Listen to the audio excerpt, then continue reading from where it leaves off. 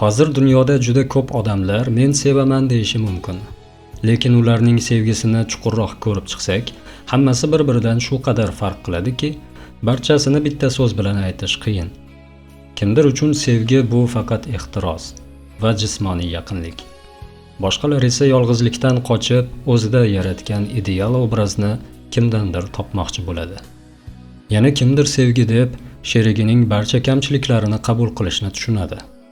Boshqalar esa sevgi faqat doimiy rivojlanish, o'z ustida ishlash bo'lganda mavjud deb hisoblaydi. Xullas, odamlar qancha bo'lsa, sevgi haqidagi tasavvurlar shuncha turli xil. Agar bu holatga energiya darajasida qarasak, munosabatlarning vibratsiyasi ham juda farq qiladi. Juda past darajadan boshlab, juda yuqori darajagacha. Ikki odam o'rtasidagi sevgi qanday bo'lishi nimaga bog'liq? Bu savol meni doim qiziqtirgan. Juftlikdagi sevgi 3 ta asosiy omilga bog'liq. Oshiqlarning ruhiy rivojlanish darajasi yoki boshqacha aytganda, ruhning yetukligi. Ularning ruhiy yaqinlik darajasi. Bu hayotdagi maqsad va vazifalar, shuningdek o'tgan karmasi. O'ylaymanki, har bir omilni alohida tushunish kerak. Shunda bu fikrlar aniqroq bo'ladi. Demak, birinchi omil oshiqlarning ruhiy rivojlanish darajasi. Ruh rivojlanishining dastlabki bosqichlarida, ya'ni insonning ortida hali ko'p hayotlar va tajriba bo'lmaganida, sevgi juda sodda tarzda qabul qilinadi. Bu tabiiy hol. Qanchalik yuqori, chuqur va ma'naviy sevgi haqida gapirmang, yosh ruhlar buni tushunishda juda qiynaladi. Ularning tasavvurida sevgi avvalo biror ehtiyojni to'ldirish vositasidir. Masalan, jismoniy yoki hissiy zavq olish, hamma kabi bo'lish, oila qurish, farzand ko'rish, moliyaviy muammolarni hal qilib beradigan kishini topish, ayollar orasida ko'proq uchraydi, yoki uy ro'zg'orni qulay qilib boshqarib beradigan juft izlash. Erkaklar uchun dolzarb.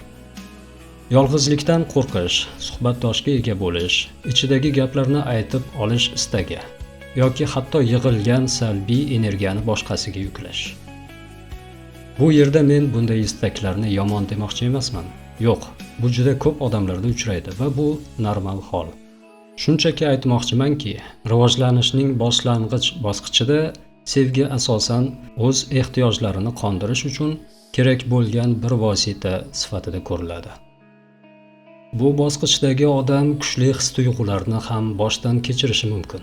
Lekin bu tuyg'ular yuksak va ma'naviy emas, asosan biror narsani olish istagiga borib taqaladi. Yaqinlik, xavfsizlik hissi, moddiy qulaylik va hokazo. Kichik izoh. Ruh yoshi shartli tushuncha. Chunki har bir ruh abadiy va Xudoning bir bo'lagidir. Lekin ruhning rivojlanishi aylanishlardan iborat. O'sish davrlari bo'ladi, pasayish davrlari ham bo'ladi. Agar ruh siklning boshida bo'lsa, u tajribani qayta to'playdi. Shuning uchun uni yosh ruh deyish mumkin. Vaqt o'tishi bilan tajribalar ko'payadi. Dunyoni tushunishi kengayadi. Bunday ruhni o'rta yoshdagi ruh deb atash mumkin. Hayotlar juda ko'payganda esa to'plangan tajribalar inson xulqi va xarakteriga kuchli ta'sir qiladi. Bu holatda ruh yetuk ruh hisoblanadi. Endi esa o'rta yoshdagi ruhlar sevgini qanday qabul qilishini tushuntiraman. Chunki ularning tajribasi ko'proq, rivojlanish darajasi yuqoriroq, shuning uchun ehtiyojlari ham o'zgaradi. Ular uchun sevgi avvalo kuchli his-tuyg'ularni boshdan kechirish imkoniyati. Ruhning o'zi uchun esa turli tajribalar muhim. Faqat ijobiylar emas, balki og'riqli, lekin chuqur iz qoldiradigan holatlar ham. Shu sababdan o'rta yoshdagi ruhlar orasida ko'proq mos kelmaydigan juftliklar yoki oldindan ko'rinib turgan umidsiz sevgi holatlari uchraydi. Moddiy tomondan bunday munosabatlar deyarli foyda keltirmaydi. Aksincha, ko'pincha juda achchiq yakunlanadi. Hatto tugamagan taqdirda ham ularni ushlab turish uchun katta kuch sarflash kerak bo'ladi. Biroq ular odamga beradigan eng muhim narsa bu g'ayrioddiy hislarni boshdan kechirish tajribasi. Bu tajriba keyinchalik ruhning xotira sandig'iga qo'shiladi. Agar sevgini ovqat bilan taqqoslasak, Yosh ruhlar oddiy va to'yimli ovqatni xush ko'radi. Ularning asosiy maqsadi ochlikni bosish. Tajriba orttirgan ruhlar esa asta-sekin gurmanga aylanadi. Oddiy taomlar zerikarli bo'lib qoladi. Endi ular noodatiy, o'zgacha ta'mga ega bo'lgan taomlarni tatib ko'rishni istaydi. Ular uchun muhim narsa nafaqat to'q bo'lish, balki ovqatdan taassurot olishdir. Endi eng rivojlangan katta ruhlarga kelsak, ular uchun munosabatlardagi eng asosiy narsa berish va bo'lishish. Ularning sevgisi shartsiz muhabbatga eng yaqin. Ular uchun moddiy foyda ham, kuchli emotsiyalar olish ham asosiy emas. Eng muhimi, sevgan insoniga o'zidagi eng yaxshi narsani ulashish imkoniyati. Afsuski, bunday yuksak sevgini bizning dunyoda tez-tez uchratib bo'lmaydi. Bu tabiiy hol. Chunki rivojlangan ruhlar juda kam. Va bu mavzuni yakunlashdan oldin yana bir muhim narsani aytmoqchiman. Insondan u bera olmaydigan sevgini talab qilishning hech qanday ma'nosi yo'q. Masalan, yosh ruhdan she'riyat, romantika yoki boshqa odamni nozik tushunishni kutish.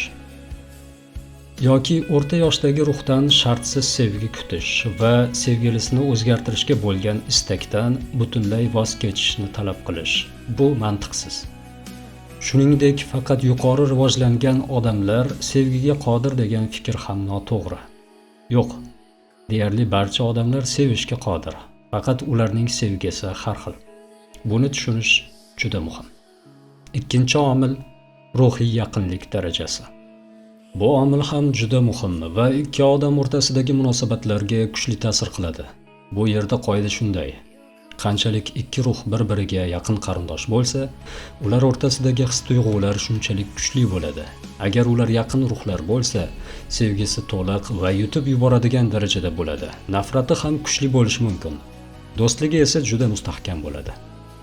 Inson o'z rivojlanish darajasiga mos keladigan eng maksimal sevgini aynan o'ziga eng yaqin ruhiy qarindoshlariga nisbatan his qila oladi. Biroq uzoqroq, uncha yaqin bo'lmagan odamlarga kelganda, u ba'zan o'zidan bir pog'ona past kabi tutishi mumkin. Masalan, o'rta rivojlanishdagi ruh eng yaqin odamlaridan sevgi orqali kuchli va yorqin emotsiyalar olishni xohlaydi. Moddiy ehtiyojlar esa ikkinchi o'ringa tushadi.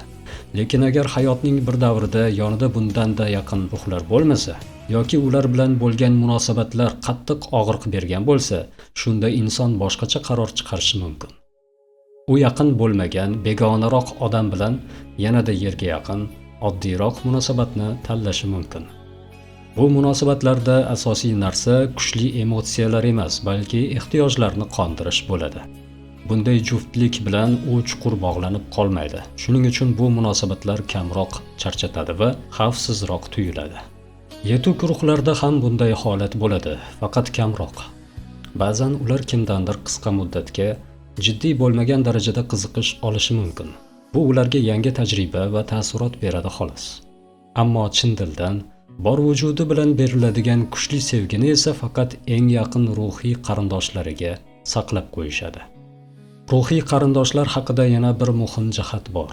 Ular ba'zan hatto o'zlari xohlamagan holda kimnidir uzoq yillik juftidan ajratib olishlari mumkin. Bu uchrashuv paytida kuchli energetik aloqa birdan ishga tushgani uchundir. Bu odamning fikrlarini ham, hislarini ham butunlay o'ziga torta boshlaydi.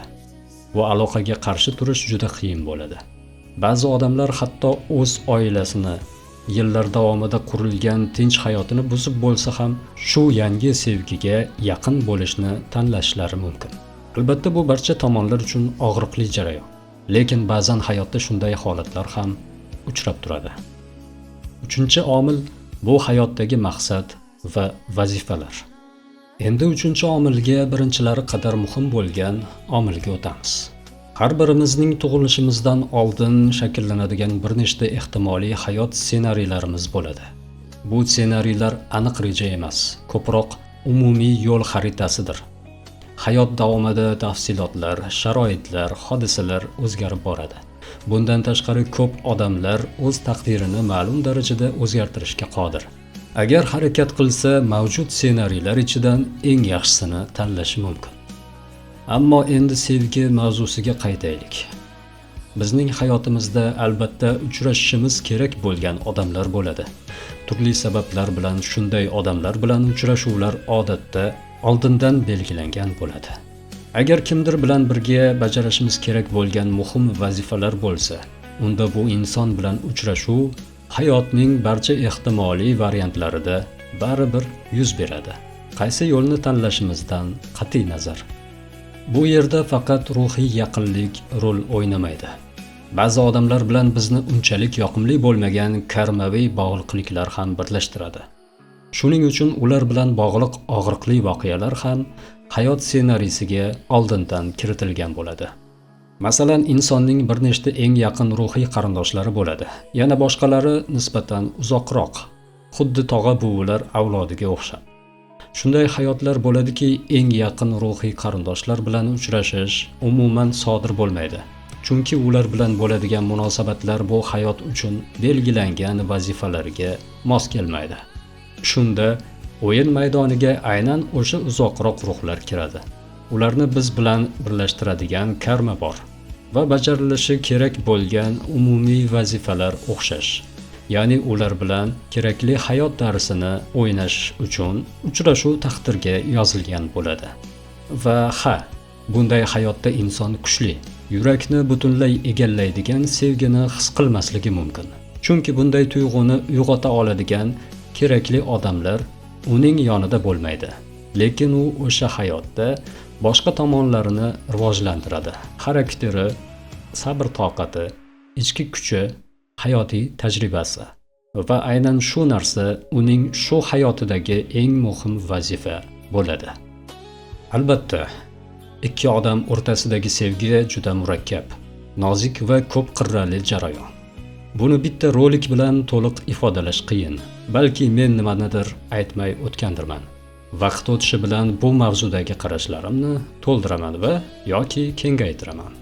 Ammo hozircha umumiy manzara mana shunday. Men bu fikrlarimni sizlar bilan bo'lishishni istadim va albatta sizlarning fikrlaringizni ham kutib qolaman. Sog' salomat bo'ling.